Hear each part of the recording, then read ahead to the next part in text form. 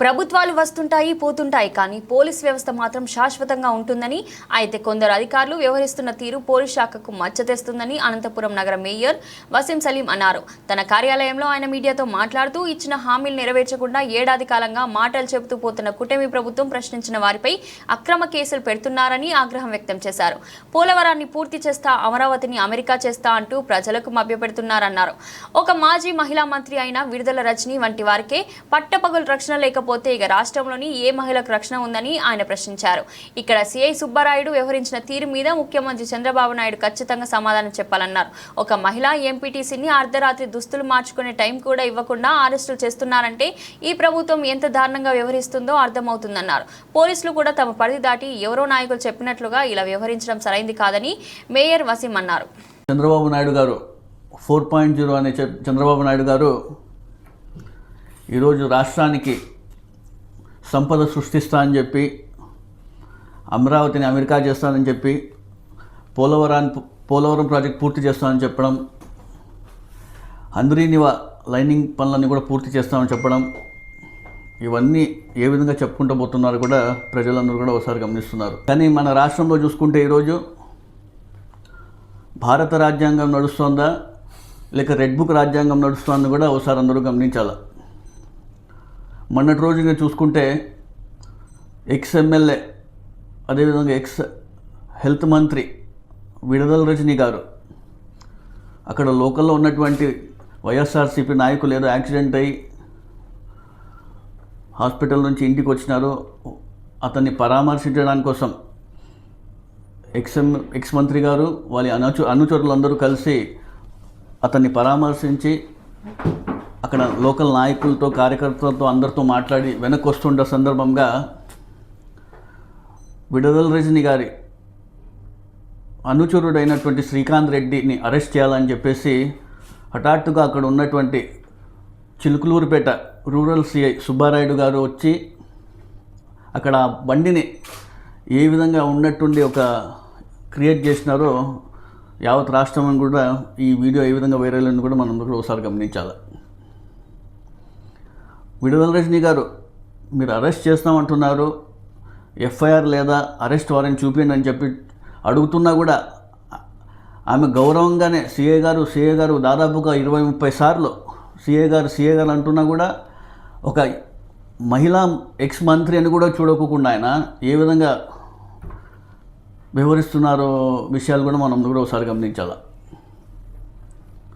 మీకు సంబంధం లేదు, మీరు పక్కకు రండి, ఎక్కువ మాట్లాడితే మిమ్మల్ని కూడా అరెస్ట్ చేస్తామంటే అసలు ఈ పోలీస్ వ్యవస్థ ఏ విధంగా పనిచేస్తామని కూడా ఒకసారి గమనించాల. రాష్ట్రంలో కొంతమంది పోలీసులు ఏ విధంగా వ్యవహరిస్తున్నారు కూడా ఒకసారి ముఖ్యమంత్రి చంద్రబాబు నాయుడు గారు కానివ్వండి, డీజీపీ గారు కానివ్వండి, హోంమంత్రి అనిత గారు కానివ్వండి, వీళ్ళందరూ కూడా ఒకసారి గమనించాల. ఒక ఎక్స్ ఎమ్మెల్యేగా, ఒక ఎక్స్ మంత్రిగా పనిచేసిన విడుదల రజనీకే రక్షణ లేకపోతే రాష్ట్రంలో ఇంకా ఎవరికి రక్షణ కల్పిస్తుంది పోలీస్ వ్యవస్థ? ఇవన్నీ కూడా చంద్రబాబు నాయుడు గమనించాలా. పోలీస్ వ్యవస్థ అంటేనే ఒక గౌరవం.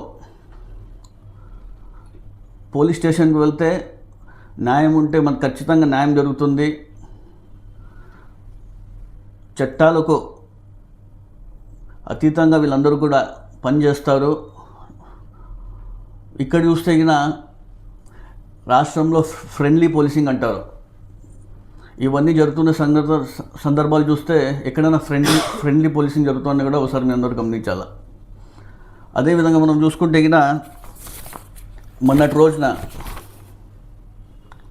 గుంటూరు జిల్లాలో కల్పన అనే ఎంపీటీసీని కూడా చూస్తే ఆమెని అరెస్ట్ చేసేకపోయారు. అక్కడ కూడా 2 నిమిషాలు ఇవ్వండి, నేను దుస్తులు మార్చుకొని వస్తానని చెప్తే ఆమె బంగపోతున్నా కూడా ఆమె అలాగే తీసుకెళ్ళి జీప్ ఎక్కించడం కూడా ఎంతవరకు న్యాయమో కూడా ఒకసారి మీరు అందరూ గమనించాలి. అదేవిధంగా ధూని మున్సిపల్ చైర్మన్ గారు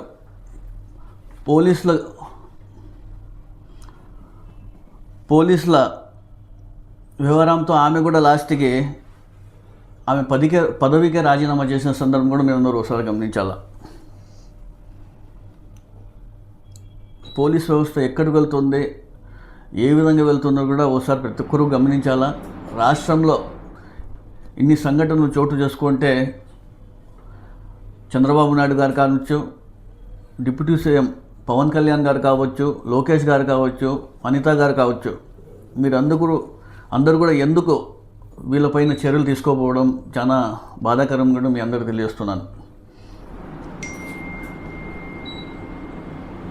పోలీసులు అధికారులు ఒత్తిడితో పనిచేస్తున్నారా, లేకపోతే కొంతమంది ప్రజాప్రతినిధులు ఒత్తిడిలతో వీళ్ళు పనిచేస్తున్నారు కూడా ఒకసారి గమనించాలి. చట్టాన్ని వాళ్ళ చేతిలో తీసుకొని విరుద్ధంగా పనిచేస్తున్న వ్యవహారం ఈరోజు చూస్తుంటే చాలా బాధేస్తుంది.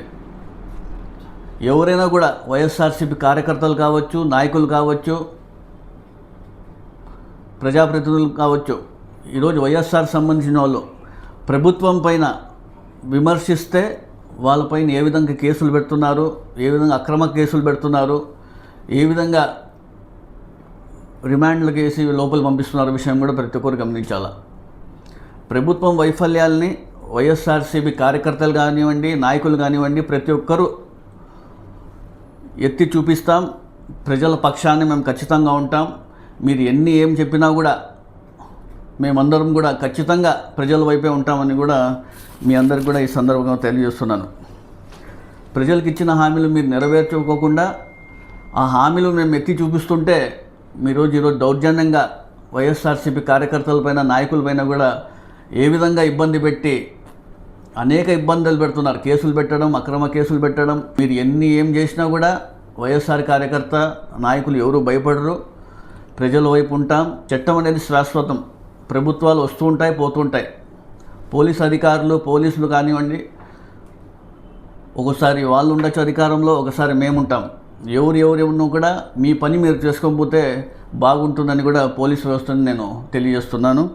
అదేవిధంగా చట్టాన్ని కాపాడాల్సిన పోలీసులే రాజకీయ ఒత్తిళ్లకు ఈరోజు ఇబ్బంది పెడుతున్నారంటే ఏ విధంగా పోలీసు వ్యవస్థ ఉందో కూడా మనమందరూ కూడా ఒకసారి గమనించాలా.